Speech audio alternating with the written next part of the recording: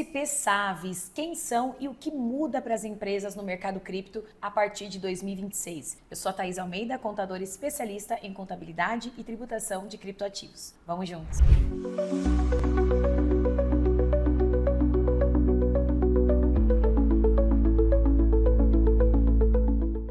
Olá pessoal, sejam todos bem-vindos a mais um vídeo aqui do canal e hoje vamos falar um pouquinho sobre SP Saves, quem são, o que muda agora em 2026, isso afeta a pessoa física, como isso afeta a minha pessoa jurídica, meu P2P, meu OTC, posso fazer intermediação aqui no Brasil por meio de outra empresa ou não, tenho que ter CNPJ no Brasil, enfim, o que mudou, gente, o que vai mudar agora em 2026, estamos aí diante de um grande divisor de águas no mercado cripto e hoje eu quero falar um pouquinho com vocês das regras gerais, como que nós chegamos até aqui na regulamentação das sociedades prestadoras de serviços de ativos virtuais, as famosas SP Saves para nós aqui no Brasil, ou VASPs, e falar um pouquinho também sobre o que cada norma trouxe, né? Esse é o nosso primeiro vídeo, a ideia é que depois façamos um vídeo falando sobre cada norma em mais detalhes, mas de regra geral, se você chegou até aqui agora, ou se você já está no mercado, mas assim, é tanta informação, eu preciso me atualizar, vamos repassar tudo isso aqui e eu vou passar as principais orientações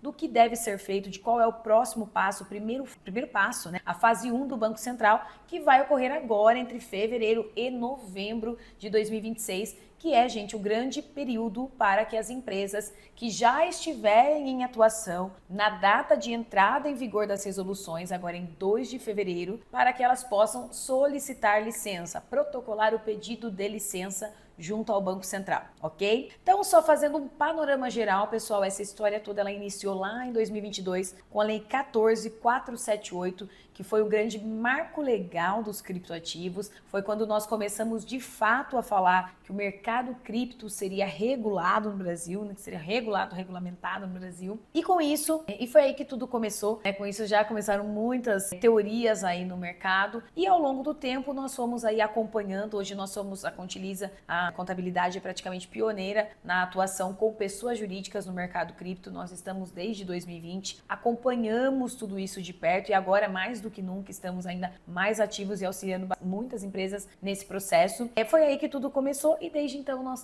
estamos acompanhando. Em 2024 tivemos a publicação das consultas públicas do Banco Central, 109, 110 e 111, trazendo ali as regras gerais, né, as regras gerais de quem poderia ser PSAV, as regras gerais de como a PSAV poderia atuar, deveria ser constituída e os criptoativos como câmbio. E agora em 2025, recentemente tivemos a publicação das resoluções 519, 520, 521, que foram resultado dessas consultas públicas, trazendo então oficialmente a regulamentação do mercado. Porém, isso não passou a valer de forma imediata, como eu mencionei, as normas entram em vigor em 2 de fevereiro de 2026 e nós teremos aí um período de transição mais amigável para quem já está em atividade, e comprovar que estava em atividade na data em que a norma entrar em vigor, ok? E o que nós precisamos nos atentar, pessoal? O que é o ponto principal? Muitas empresas já são do mercado financeiro, mas muitas são de cripto e tudo isso, esse universo de Banco Central é algo novo. E tudo isso vai exigir bastante adequação por parte das empresas. Nós já caminhamos bastante até aqui a data de gravação desse vídeo, inclusive com a declaração específica de operações com criptocâmbio. Então, nós teremos aí um longo período de trabalho pela frente. Mas o que precisamos saber, pessoal? O que é importante se atentar? Por quê? Porque todas as empresas, você precisa estar bem assessorado, falo sempre, um jurídico e um contábil especializado, pessoas que vivam o mercado, que estejam acompanhando de perto, porque tudo está mudando e está mudando muito rápido. Então, contar com pessoas que vivem isso é muito importante. E aí, as empresas elas têm que entender muito bem sobre as normas. De modo geral, a 519, ela nos traz quem pode ser uma PSAV, qual será a fase 1 e fase 2, o processo que essas empresas terão que fazer para solicitar a licença, os requisitos mínimos de ter 3 diretores, de apresentar capital mínimo, tudo isso geral está na 519.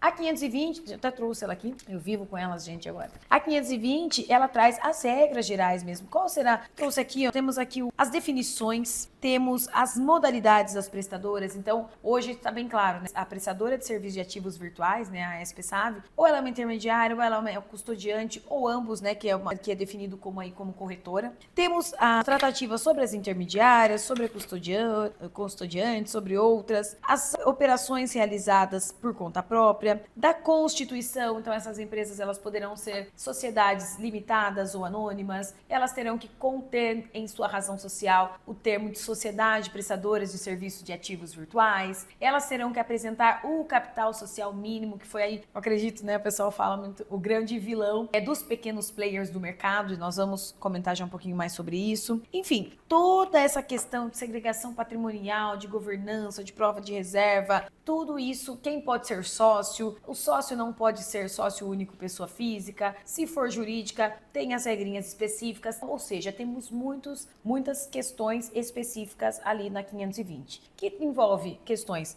contábeis, fiscais, societárias, de governança, né? Então é muito contábil e muito jurídico. Então é fundamental que vocês vejam. E por fim a 521, que trata, né, que traz as operações de cripto como mercado de câmbio, e que foi onde outro zum foi gerado no mercado, porque uma vez que o Banco Central editou a norma e incluiu operações com cripto como câmbio, abriu teoricamente um precedente para que houvesse tributação sobre o IOF, né, para que fosse criada uma tributação sobre o IOF, mas até hoje isso é uma especulação, nada aconteceu e claro, nós seguimos acompanhando de perto e se houver alguma nova questão, nós vamos trazendo aqui, ok? Então, pessoal, nós temos uma série de questões e o que as empresas precisam entender agora e fazer para ontem? Que as empresas que já estão em atividade e que desejam solicitar a licença, elas precisam começar essa adequação porque, embora pareça, gente, muito tempo, esse tempo é curto para fazer tudo o que precisa fazer. Adequações societárias, então nessa primeira fase a empresa precisa comprovar que já estava em atividade quando a norma entrar em vigor, em 2 de fevereiro, comprovar, né, apresentar balanço contábil auditado e que tenha o capital social mínimo obrigatório e a apresentação dos 3 diretores, que também lá na 519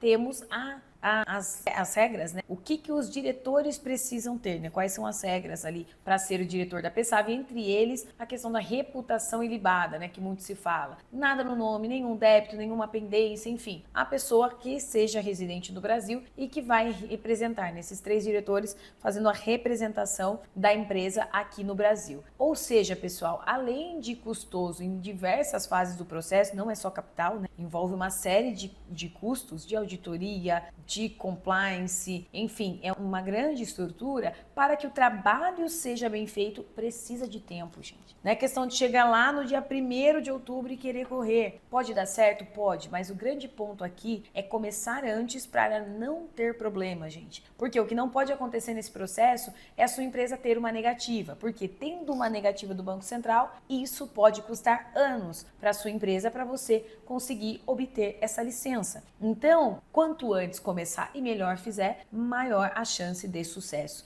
Então hoje nós vemos muito, o cenário que nós vemos é aquela velha história de que enquanto muitos choram, outros vendem lenço. Isso é o que vai acontecer com essa regulamentação, porque enquanto muitos não vão conseguir se adequar, quem tiver capital, quem tiver toda a estrutura que é necessário, vai nadar de braçada, né? Vai fazer um grande business. Então isso é algo que precisa ser observado por empresários que estão no setor, né? Isso vale a pena, né? Então, se vale a pena, faz na melhor forma possível para que você obtenha o êxito aí e faça um grande business aí no mercado. Bom, e para fechar, pessoal, quero pincelar um pouquinho para vocês aqui. Nós temos vídeo no canal, ou teremos, não sei ainda na data desse vídeo se já foi qual a previsão de publicação, mas já gravamos vídeo falando sobre o capital mínimo, né? Que foi um grande ponto aí que gerou muitas dúvidas e que causou toda essa grande questão aí das empresas no mercado. Por quê, pessoal? Porque uma das grandes exigências do mercado, da regulação do BC, é que as empresas tivessem um capital social mínimo. E isso, embora já fosse previsto desde a consulta pública, pública foi publicado de forma muito diferente. Na consulta pública, nós tínhamos um mínimo estipulado, um mínimo estimado ali de 1 milhão para uma intermediadora, por exemplo. Então, nós estávamos trabalhando e pensando em capital social mínimo de 1, 2 ou 3 milhões para essas empresas no mercado. Porém, aconteceu que muito tempo se passou da consulta pública até a efetiva publicação da resolução. Até o Banco Central mesmo mencionou nas questões de hack, diversos problemas aí que aconteceram no mercado financeiro de modo geral e que por questões, né, de segurança e etc., foi criada uma resolução pouco antes, né, de publicadas as normas da PESAV. Foi publicada a resolução, agora não me lembro o número, 517, eu não vou me lembrar, mas foi publicada a resolução que trata sobre o capital social mínimo, uma mudança de regra para todas as empresas reguladas pelo Banco Central e, uma vez que a SP-SAV agora é uma empresa regulada pelo Banco Central, ela também deve seguir essas normas gerais. Então, de modo geral, pessoal, o que precisa pensar? Integralizei o capital. Preciso comprovar também numa segunda etapa do Banco Central que eu, como sócio, tinha capacidade financeira para essa integralização. E como que isso se dá? Através de imposto de renda. E até onde o Banco Central pode chegar? Até mesmo a origem lícita que esses valores chegaram na minha declaração, né? Então, ok, eu tinha na minha declaração, mas qual é a origem? De onde você recebeu? Me comprova que você recebeu. Então, a título de conhecimento para vocês, vou colocar aqui um exemplo de um trabalho que nós estamos fazendo nesse momento com o cliente. Ele está solicitando uma licença para o Banco Central, precisava comprovar uma operação, porém, essa operação que ele precisa comprovar aconteceu na carteira de uma empresa e a contabilidade era uma contabilidade tradicional, não contabilizava a carteira e ele não podia apresentar o hash para o Banco Central. Então, qual que é o trabalho? Estamos retificando agora toda a contabilidade desde 2025 para incluir essa carteira, conseguir comprovar que essa carteira era da empresa, que esses valores têm origem lícita e assim a empresa possa apresentar o hash ao Banco Central. Então imagina num cenário que você está em setembro e descobre um problema desse. Você tem o capital, porém demanda de um ajuste desse, que é complexo, né, um trabalho grande que demanda tempo. Então, pessoal, não percam tempo e, claro, se precisarem do nosso auxílio, aqui embaixo tem os meus contatos. Será um prazer ajudá-los a passar por essa fase aí crítica de solicitação ao Banco Central da forma mais tranquila possível. Então, contem com a nossa expertise para isso e nos vemos no próximo vídeo. Até lá!